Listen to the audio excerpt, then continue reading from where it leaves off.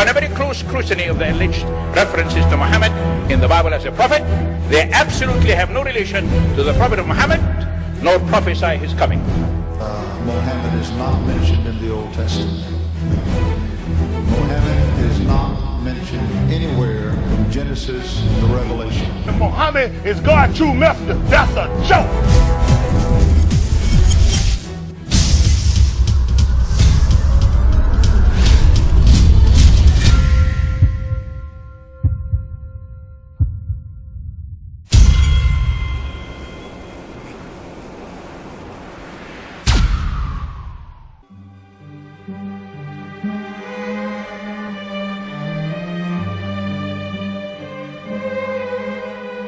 Lo, we inspire thee as we inspired Noah and the prophets after him, as we inspired Abraham and Ishmael and Isaac and Jacob and the tribes, and Jesus and Job and Jonah and Aaron and Solomon, and as we imparted unto David the Psalms.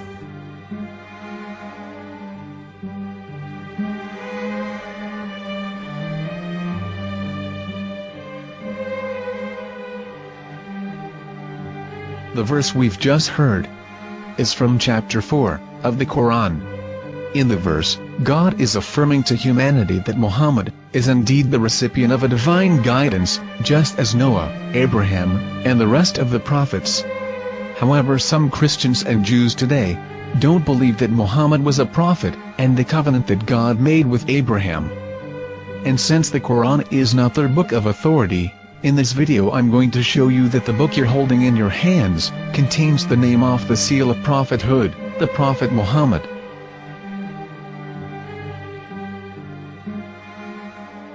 As known, the Old Testament was preserved in the Hebrew language.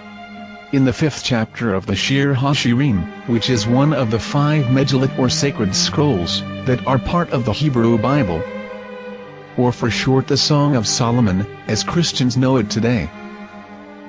That chapter is discussing someone. Jews will say it is discussing Solomon, while Christians will say it is discussing Jesus. Considering this is the Songs of Solomon, it would seem logical that it is discussing Solomon. The verses, describing this mystery man, have the narrator's speech conjugated in the feminine, meaning it is a woman who is describing this man. So it is possible that it is one of Solomon's wives discussing her husband Solomon. However, Christians assert that Jesus is being discussed, and that the chapter is describing a man who was not yet alive at that point. A prophecy.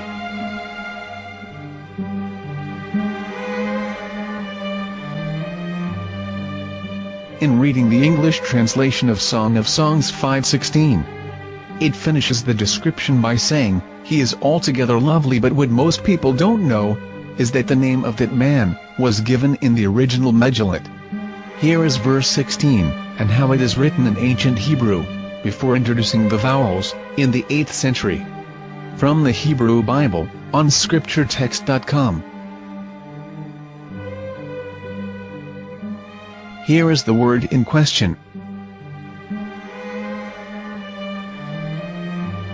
This word is made of 4 letters. Mem, Het, Mem, Dalet. Now when reading the word as it is written in its original form, with no vowels, it can be read as Muhammad, which is the name of the Muslim prophet, or as Mamad with no A after the H. According to Ben Yehuda's Hebrew English Dictionary, it is correctly pronounced as Muhammad, not Mamad. So how we're going to know for sure if it's pronounced as Muhammad, the Muslim prophet, or as Mamad, a random Hebrew word? The only way is to give the verse to a rabbi and say to him, "Please read." Here is the Song of Songs 5:16, and how it is read by a rabbi from a Hebrew Jewish site. Please notice, the im in Hebrew is a plural of respect. חיכו ממתקים וכולו מחמדים, זה דודי וזרעי בנות ירושלים. חיכו ממתקים וכולו מחמד, מחמד, מחמד, מחמד, מחמד, מחמדים.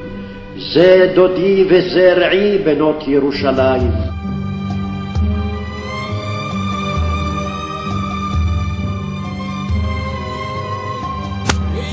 Coming out of the darkness, there are no other gods but God, and Muhammad is his messenger.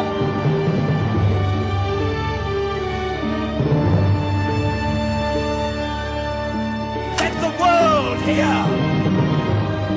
חיכו ממתקים וכולו מחמדים, זה דודי וזרעי בנות ירושלים. חיכו ממתקים וכולו מחמד, מחמד, מחמד, מחמד, מחמד, מחמדים, זה דודי וזרעי בנות ירושלים.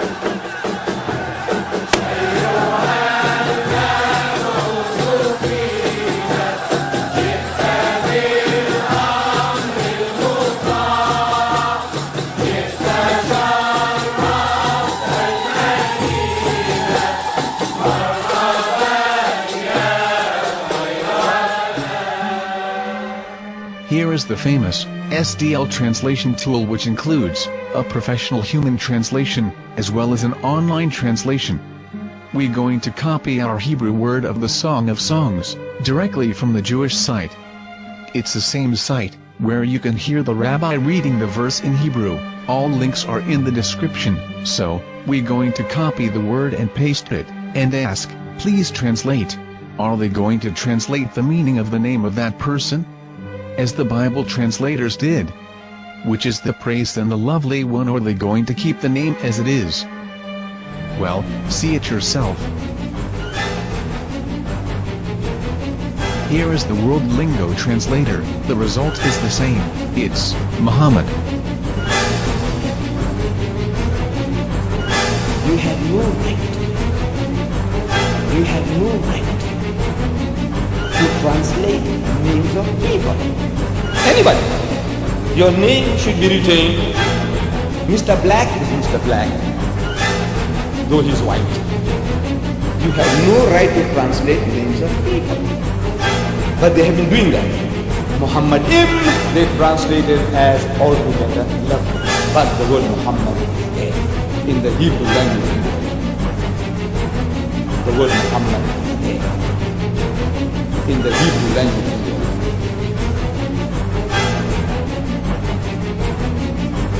I will tell you a story from my own personal experience. Years ago, I used to spend every Sunday afternoon in a place called Speaker's Corner. And in my years down there, I got to know a Jewish rabbi. He was a very nice man. He used to listen to me, and he was always very polite and talked about Islam in a very nice way. And one day during one of our conversations, after some years, I thought that it was about time I should invite him to Islam.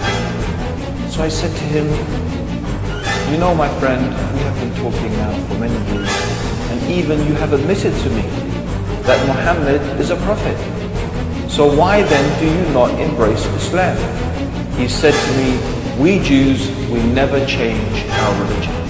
I said, but half of the rabbis of Medina became Muslim. He said, that is true, but still, we Jews never change our religion. I thought, what can I say to him? He looked at me and said, listen to me, my friend.